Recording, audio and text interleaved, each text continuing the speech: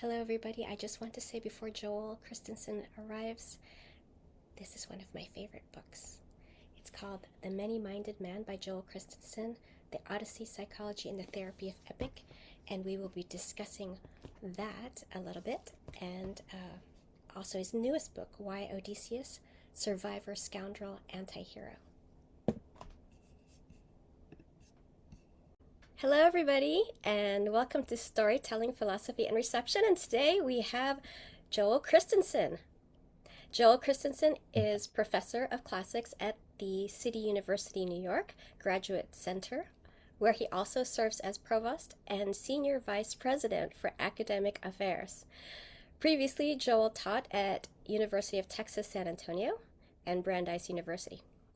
His research interests include early Greek poetry, myth, and literary theory, and he is the author of several books on these topics. Welcome, Joel. Hey, Bettina, it's good to see you. It's been a while. It has been a while, indeed, and I'm so sorry that I missed you when you were at Getty Villa and I was in Santa Barbara Museum of Art the same day. I I think our paths may have neared and then converged a few times in Boston and New York too. It's the way of things, right? Busy. You're so busy. And speaking of busy, I don't physically have your newest book. I still love this one. I still quote from it all the time. I bring it to my class, and when we talk about the Odyssey, so that is what I want to talk about. Is your latest book? Gosh, let's just have you start. Is there any chapters that just like were leaping at you today when you're thinking about the Odyssey? The book is Why Odysseus, Survivor, Scoundrel, Anti-Hero. And it is, I'll just be straight. I wrote it because an editor said, "Can you write a book about Odysseus before Nolan's movie came out?" Okay, And yeah, sure. this is last year in June, and the editor, Carly Silver, she sent me an email and I said, "No, I'm not going to write another book about Odysseus. I'm done with him." And she said, "Well, okay, get on a Zoom call with me and tell me what type of book about Odysseus I should commission." I said, "Okay, fine. I like Carly." I got on a Zoom call and I started to outline what I thought should be in a book about Odysseus. And after 10 minutes, I knew she had trapped me, like she was Odyssean in her deceit and trickery. No, because after 10 minutes, I was like, "Oh, shoot. I have to write this book now." And so I agreed to write a book, despite the fact that I also agreed just a few weeks before to leave my job at Brandeis to start a new job in New York City at the City University of New York, and to move my entire family. So as of September 15th, 2025, I had not started this book. But I was traveling a lot between Boston and New York, and I just sort of started writing like a maniac, and produced the book by January, and then it came out, and so this is what we get. And I just want to say as well that the red cover was one of four different book covers that were presented to me, and my youngest, Layla, who's now 5, Bettina, I know, she chose the cover because she thought it was the best one. All right. So, what is in the book and what's my favorite to talk about right now might be hard. So, I'll run through it and then you tell me what you think is best. Or maybe I'll give you a hint of what we could talk about today.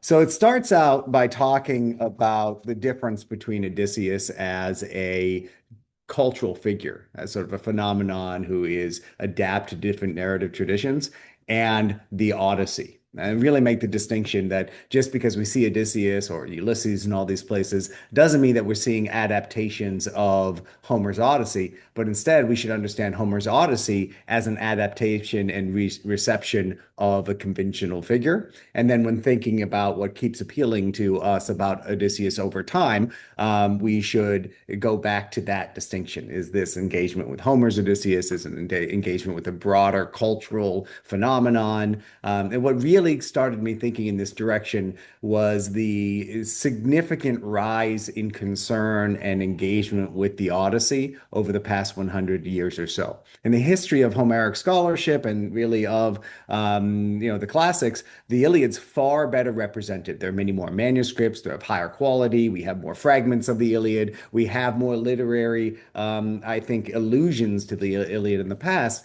But something starts to change, I think, at the end of the 19th century. And the Odyssey starts to, crawl up there and eventually eclipse the Iliad. And in fact, we're at almost a frantic pace of engaging with the Odyssey, right? I mean, when I look back, I think back to 2000 with "O Brother, Where Art Thou" and Stanley Lombardo's translation coming out, and that it's just been sort of madcap Odysseys since. So I start, well, I talk about that in the introduction. Then I move on to talk about Odysseus in the Odyssey to really look at the Odyssey as a reception of Odysseus. And then in subsequent chapters, I look at how Odysseus develops in ancient literature, how the Odyssey itself is translated over time. And in that one, I do a close comparison of four modern translations of how Odysseus is transformed in the post-classical world,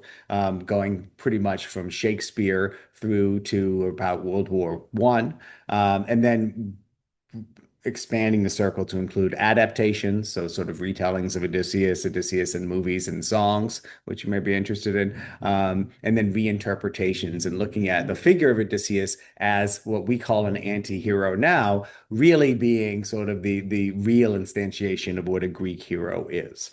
And so I close the book thinking, trying to think about what type of figure Odysseus can be in the 21st century, leaning a little bit into the political question that's become sort of dominant in the reception of Nolan's Odyssey, which is, is Odysseus a liberal character? Is he progressive or conservative? What is he? Asking the question of, can we think of Odysseus as an anti-fascist?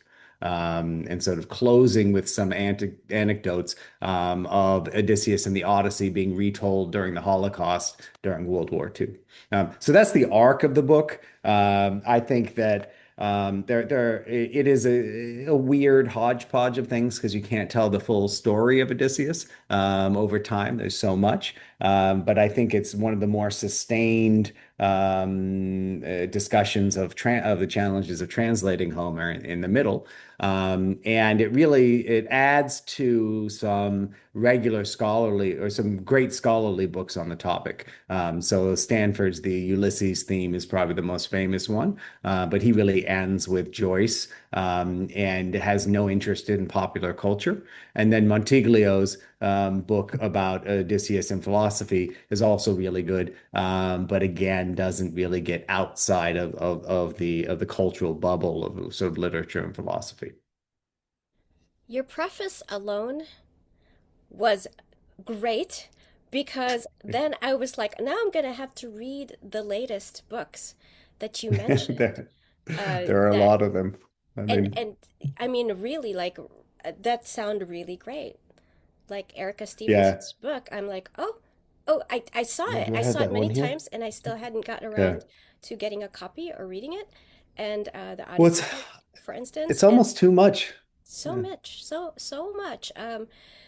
And it's gonna take, a while to it's fun to read things, but it's like and then processing it and synthesizing and discussing. To me, it's all about that, or else it's just myself in my own brain if I'm not sharing with my friends' thoughts. Right. So I'm looking at your chapter titles here, and I'm just gonna go pick one. I'm gonna go with translation, The Man of Many Words, and then I want to talk about Odyssey and novels, movies, and songs. Okay. Um, so that one, when you said I first encountered Odysseus in cartoons, I want you to know I first encountered Odysseus in comic books in the Yeah. Philippines when I was 7 years old. So this is dear to my heart. Go ahead. Well, no, I mean, what was the comic book? It was a graphic novel, and I had Okay. I had actually traced it down at one point because there were actually really cool Filipino graphic artists back in uh, the 70s, I guess. Yeah. And I was I was reading copies, uh, and they were letting me read it, and it was just so cool. I remember the Cyclops, like there was a Cyclops thing, and I'm reading it, and it's in okay, because I was bilingual. I don't remember if it was English or Tagalog because I had Mm. comics that were Tagalog and some that were Yeah. English. And I was younger. I must have been younger, like 6. when I was first reading it. So it really captured my imagination, and I'm asking these myths and comparing them with Filipino myths immediately. Hmm. I think that's Well, um, did you make a distinction as a child? Because I think back to being young and like, I think children's brains necessarily sort of tend towards combining everything. Like did you see them as did you see the stories as being non-Filipino and foreign, or were they just part of the narrative universe you were experiencing? oh, that's a good question. I saw it as non-Filipino, and Okay. when people ask, why do you study classics, ancient Greek and Latin studies instead of Filipino studies? I said, because my grandmother is a nationally acclaimed poet, writer, and her stuff was made into movies and Hmm. plays and such. And she wrote a lot about Filipino traditions, and I was surrounded by I don't know, oral tradition was always around among my aunties and everything. So it was very distinct, like it's very different. Hmm. And so I wanted to Yeah. learn more about stuff I didn't know about, and then compare it someday when I'm grown up, like now, and do comparative studies, now. Yeah. It was a very exotic world to me, absolutely Yeah. exotic and different. And I never thought that it was real. I never thought it was real. Okay. I knew that there was no such thing as huge giants and monsters with one eye eating people. Like I knew that. Okay. You knew Thank that. goodness. See, Thank goodness. I knew that. I I think I was far more credulous than you then. I mean, because I remember being maybe I was definitely school age, but I remember my mom coming out. I'm just like standing in the middle of the yard looking up at the clouds, and she was like, "Joel, what are you doing?" I'm like, "I'm waiting to see if the Millennium Falcon passes by." And so like the for me the sort of that wall between fantasy and reality was always kind of thin. But back to the Homer thing or Odysseus. My grandmother, my dad's mother, Honor, was a elementary school teacher for her entire career. And I think 'cause she was worried that living in the middle of the woods, we had some sort of impoverished cultural environment. She signed us up for these monthly book packs, and they would come in these plastic bags with handles. I remember them, and they would be like retellings of classic narratives. I'm sure there's a Jason and the Argonauts one, and there was definitely an Odysseus narrative one. And I don't actually remember liking it. I do remember absorbing it enough that when I was older and like shows like DuckTales were famous and you get to like the Odyssean motifs, you could see, all right, oh, this is Odysseus, or this is something famous that I'm familiar with, but I really don't know much about. And I think I start that chapter with that anecdote in part because my suspicion is that most people's first experience of Homer and Odysseus is through that sort of imminent cultural association, right? And which is one reason why when you go to see a movie like Nolan's Odyssey, everyone's expecting the Cyclops scene. Everyone is expecting the Scylla and Charybdis scene, and you can leave a lot of other things out because these things have become normal. And again, if you think about "Oh Brother, Where Art Thou?" The Coen brothers, famously, were cagey about whether or not this was a real adaptation or not. But if you just take the elements they adapted, they're almost the same exact ones that would end up in a DuckTales episode or Blue's Clues or something, because they're just the common motifs that not necessarily from the poem, but from culturally distributed Odysseus. Going back to the comics that I first read, this is where my memory, thinking back, is faulty. Mm. And I'm bringing this up because Circe and Calypso in Nolan's Odyssey were very different from Homer's Odyssey. And when I Yes. was a kid, I had gotten hold of comics that I shouldn't have been reading that had Filipino myths that were much sexier.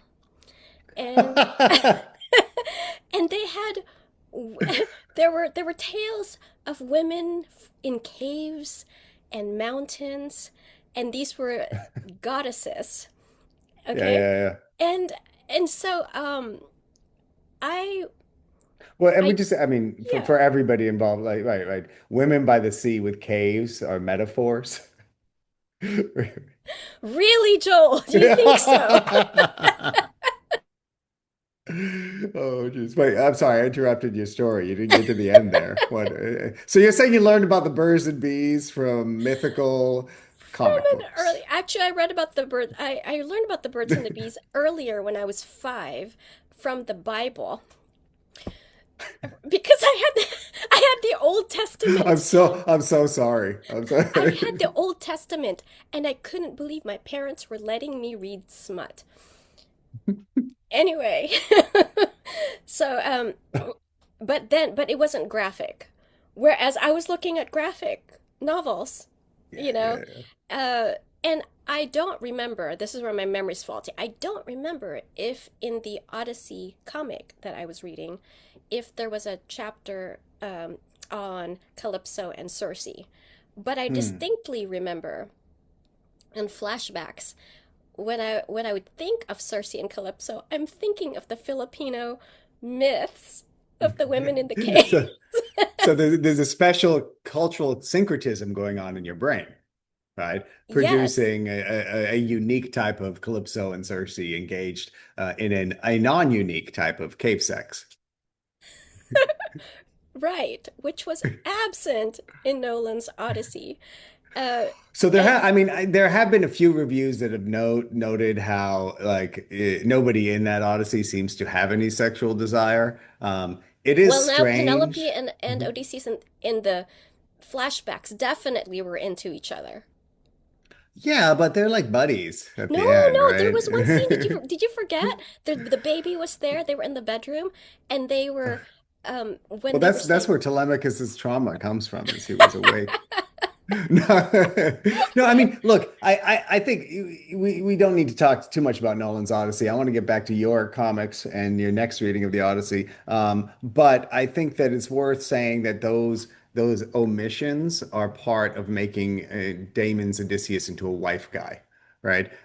absolutely a it's so faithful clear, Odysseus. right? Right, right. He's faithful. He's a good guy. He does some bad things, but he feels bad about it. How could you fail to love him? But the thing is, Damon is such a lovable guy, actor that they could have had him murder a bunch of people and cheat on his wife. And most people would be like, it was gone for 7 years. What do you expect? I just have to say, I mean, Charlize Theron, I mean, how many people are going to spend 7 years on an island with her and just be like, I don't want anything to do with you, you know? Yes, and yet we're supposed to somehow believe they were just platonically holding hands, being besties. Well, maybe the drugs were just that good. I don't know what the Lotus was like, but he was eating it pretty greedily.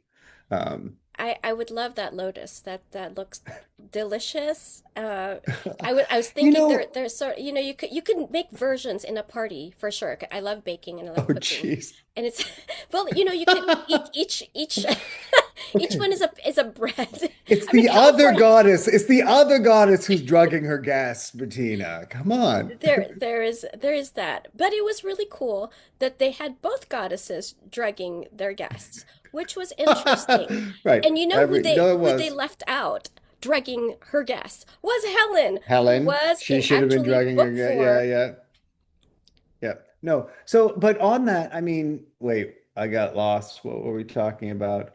No. D Damon has to be likable. Odysseus has to be likable, so they can't have any illicit sex. That's fine and everything. But in the end,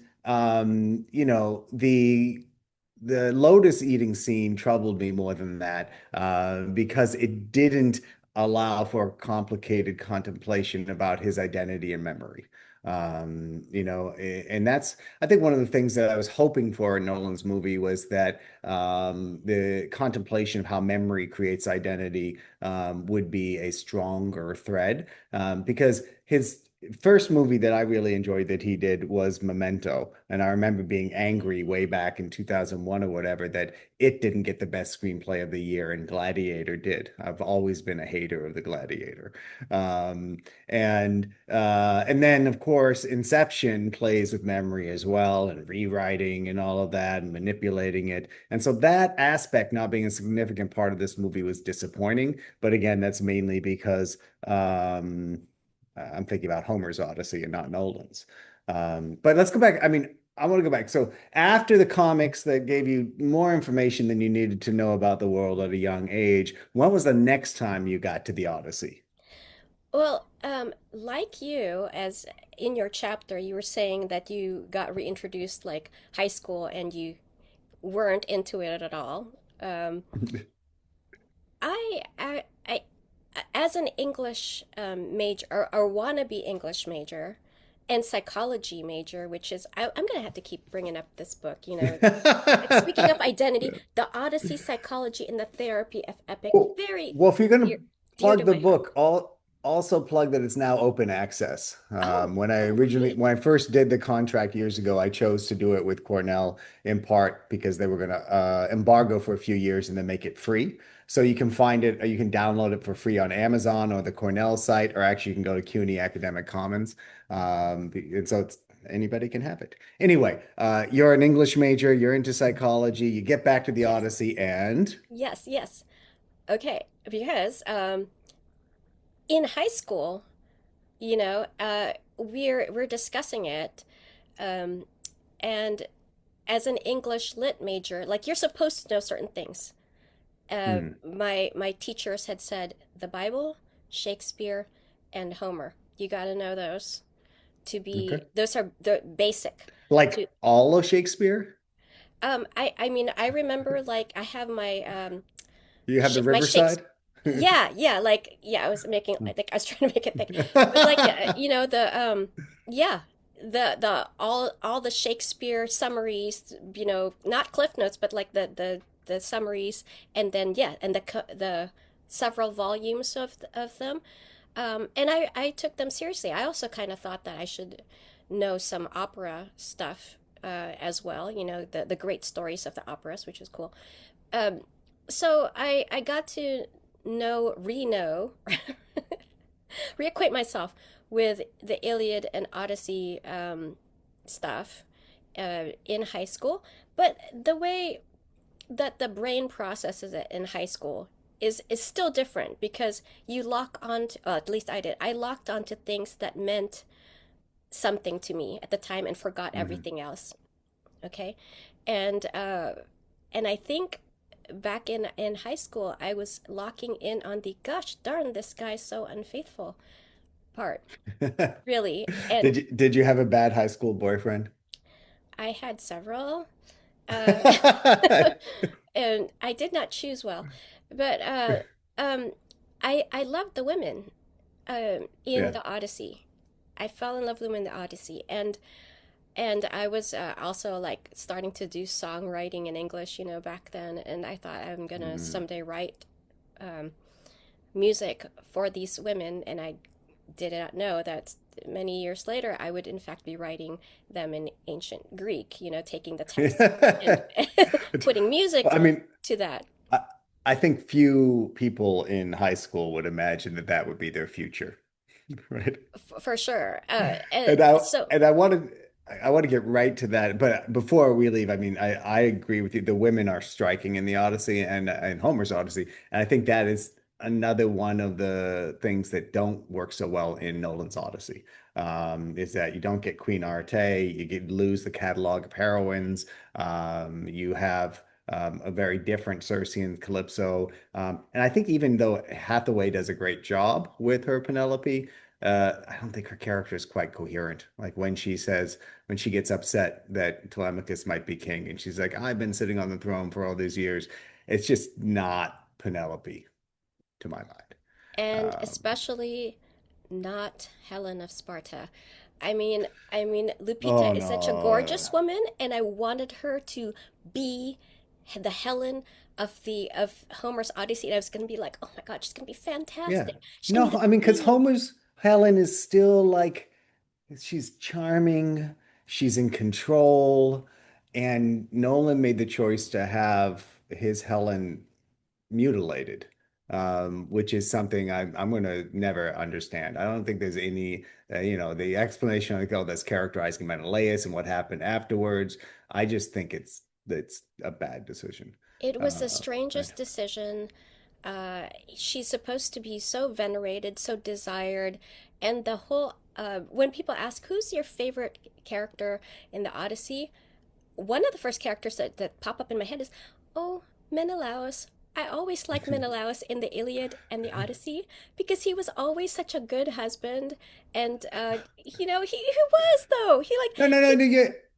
You're not wrong. Like I always think like Menelaus, and I think this is part of what will maybe one of my problems with him in the Odyssey is that he actually kind of is a softie. And the scene I always bring up is the beginning of book six. Menelaus has captured a guy a second time and is about to ransom him and let him go. And his brother comes forward and is like, "No, you have to kill them all, even the babies in the wombs." And then Agamemnon kills the guy for Menelaus, and then they go off. Yeah, so you're right. And there's a famous, no, the famous story that that Menelaus it was going to kill her, but then saw her once more after the sack of Troy and was like, "Oh no, I can't kill her."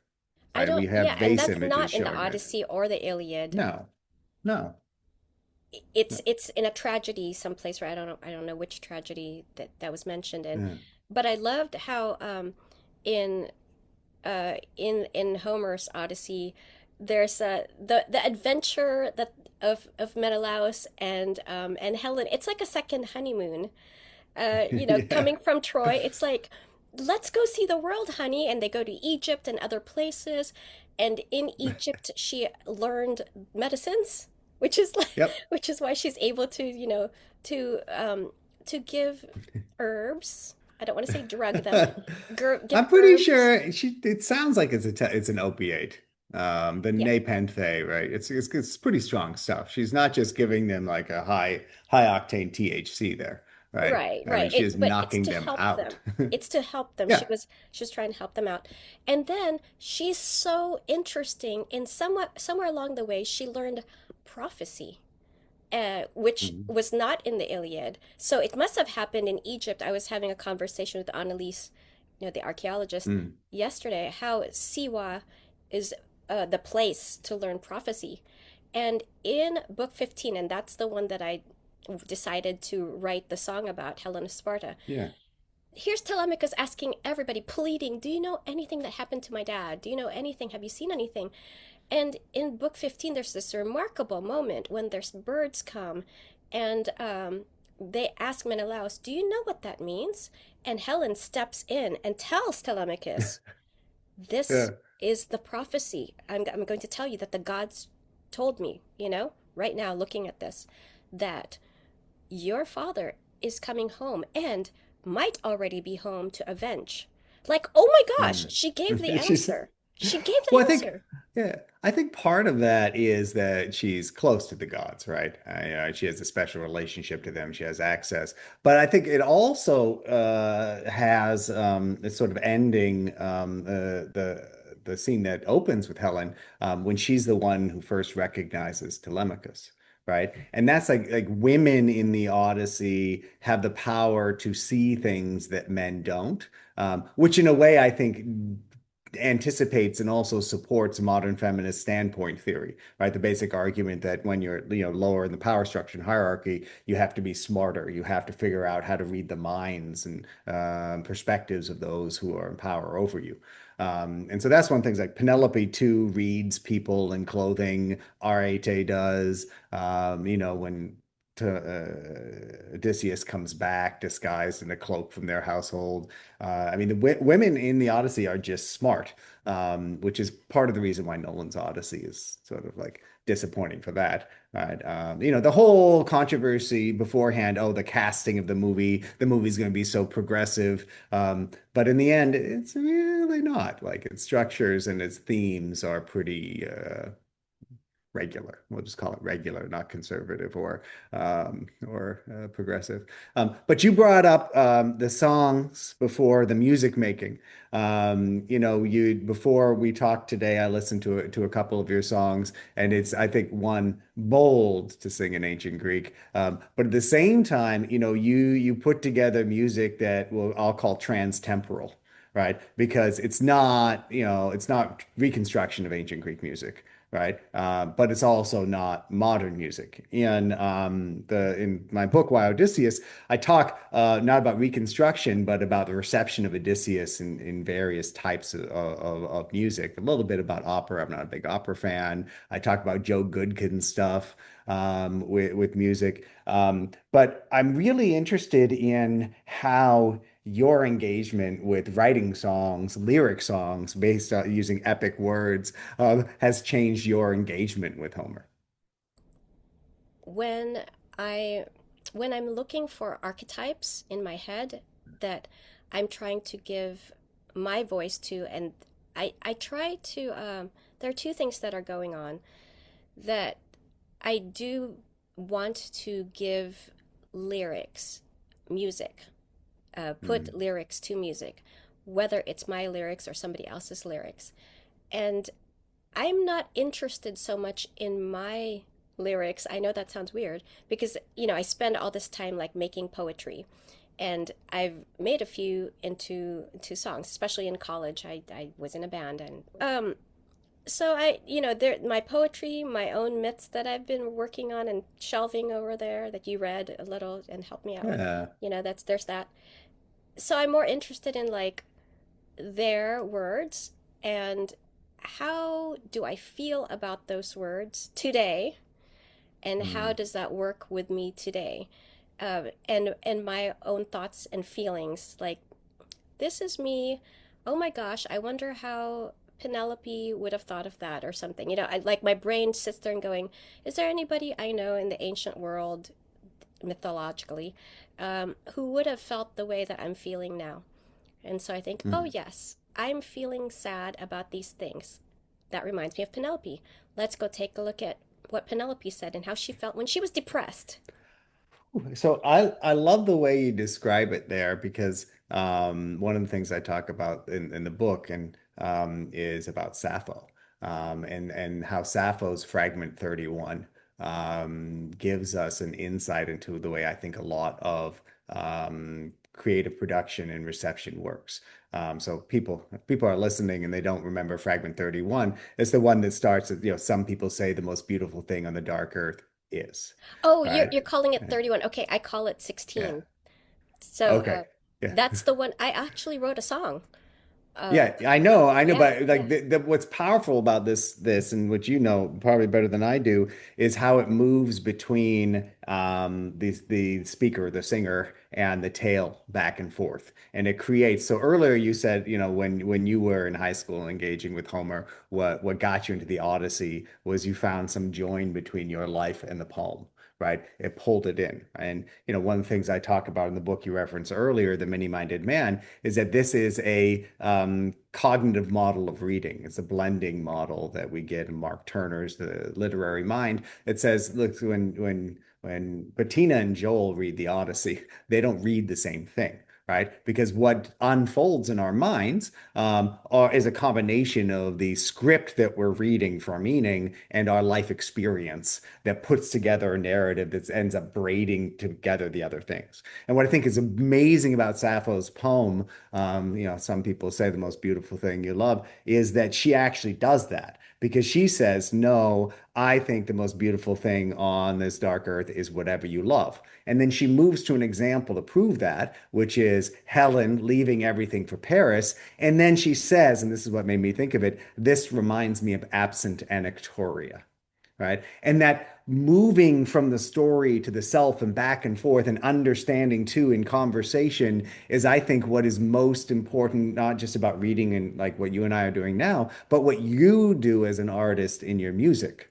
right? So one of the things I talk about in the book is Joe Goodkin's One Man's Odyssey, the 500 performances he's done of his version of the Odyssey, and how, in a way, that engagement with epic is not dissimilar to ancient lyric poets like Stesichorus, Sappho, who are engaging with similar material and telling their own stories through it.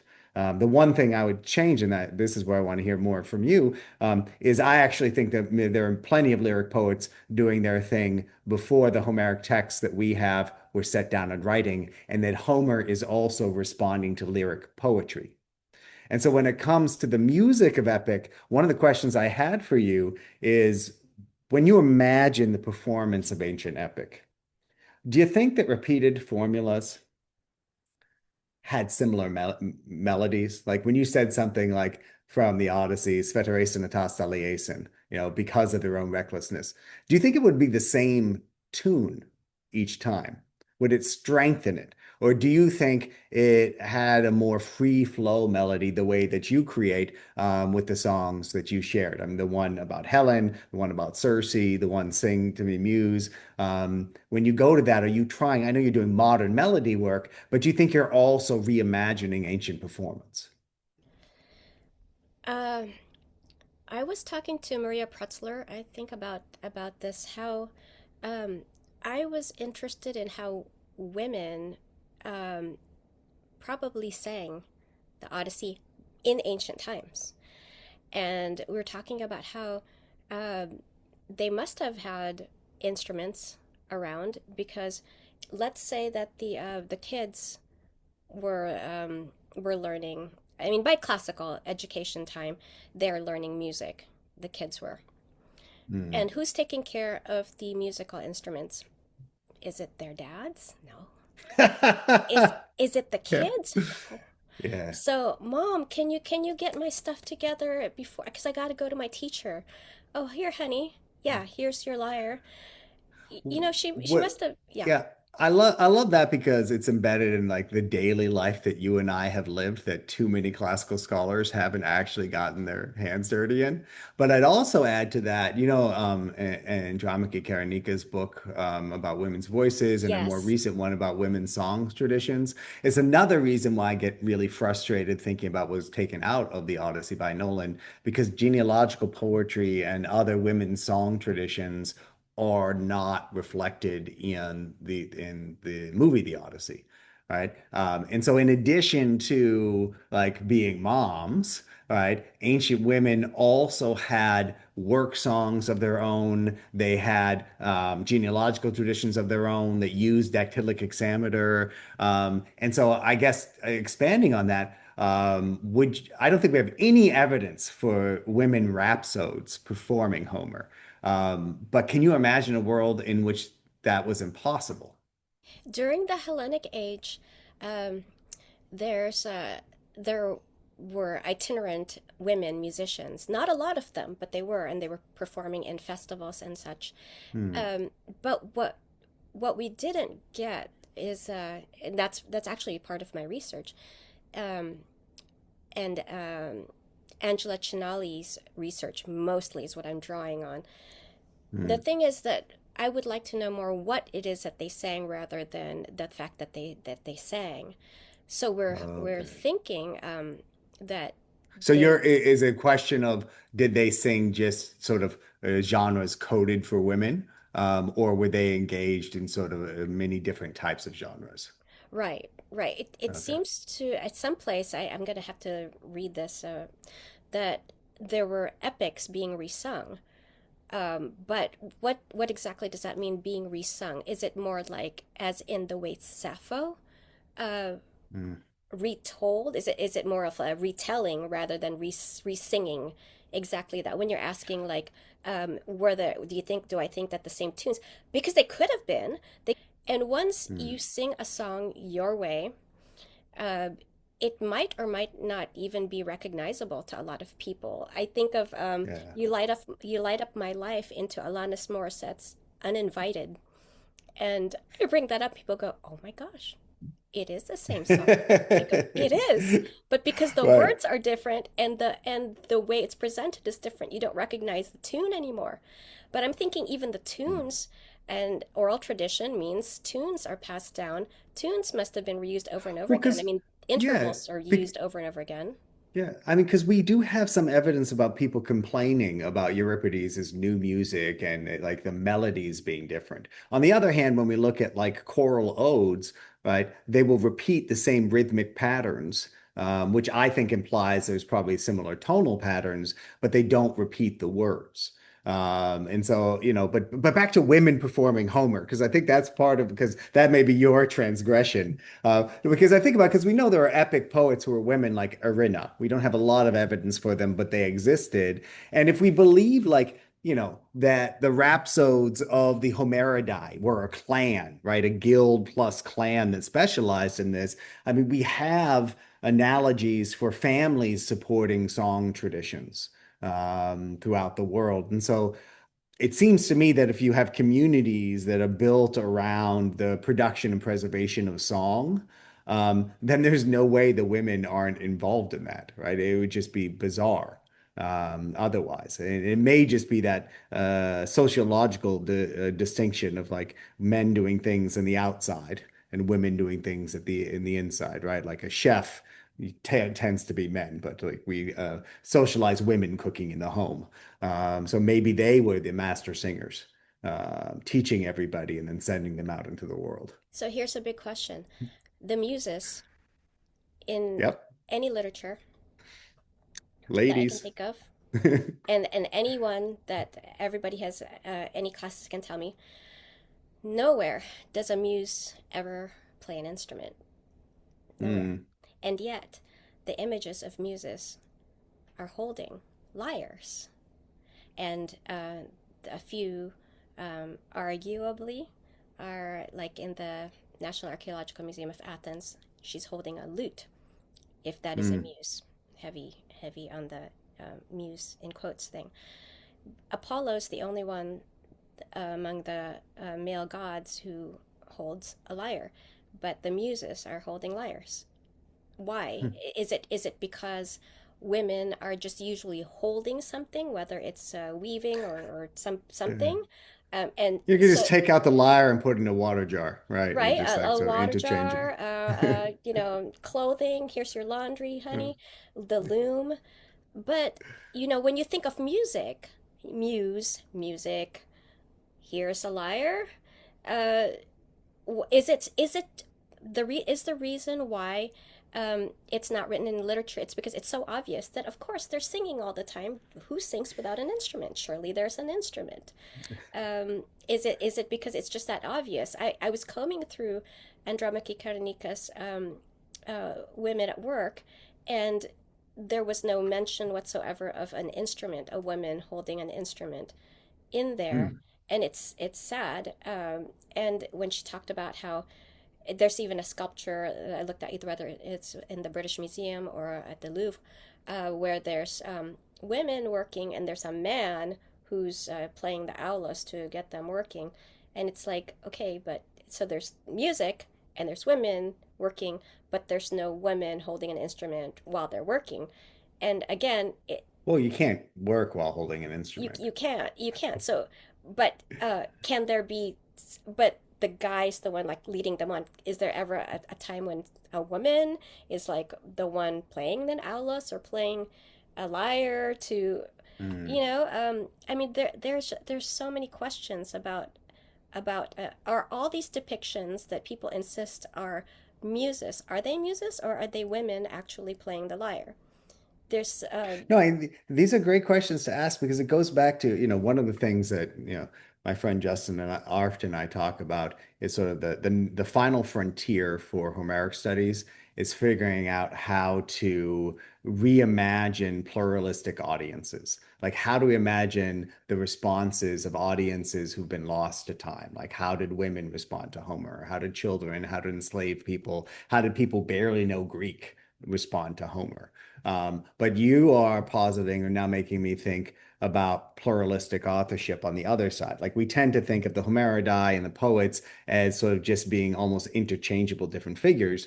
But what if we imagine that in the background we have women teaching people to play the lyre, women teaching people how to sing Homer, and they're producing the song over time?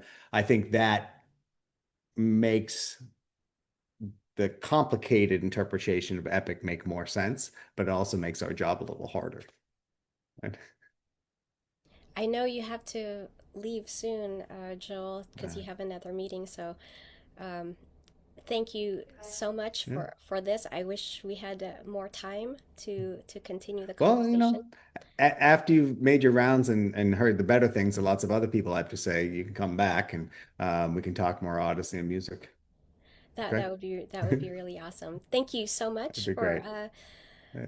for this wonderful conversation. Again, can I give the plug once again that of reading Greek online? We can't forget Oh. reading Greek online. That was such a marvelous thing you did at Center for Hellenic So Studies, Harvard University. Paul and I are gonna try. We may be bringing reading Greek tragedy online back in the fall for a special engagement of our adaptation of Iliad 6 and Iphigenia at Aulis. So be ready for that one. But still, all the videos of reading Greek tragedy online are there on Yes, YouTube, yes. and you show up in a few of them. I do show up in a few of them, especially Odyssey Around the World. I'm Oh, gonna, what a I'm great experience that was, right? That was incredible, Yeah. Joel. It was so wonderful Yeah. to be part of that, to be part of book one and then book 24. That was absolutely incredible, and I want people to re-experience that. So I'll be like reposting those videos and Okay. looking forward to what you guys will be doing Yeah. in the very near future. All right. So Well, thank you, I look forward to seeing what you do with it and to hearing more of your music, Bettina. thank you, Joel. When I press unpress record here, I just want to say goodbye, for a Yeah, little yeah, I know, for I know. people. So again, thank you so much, Joel, and see you next time. Yep.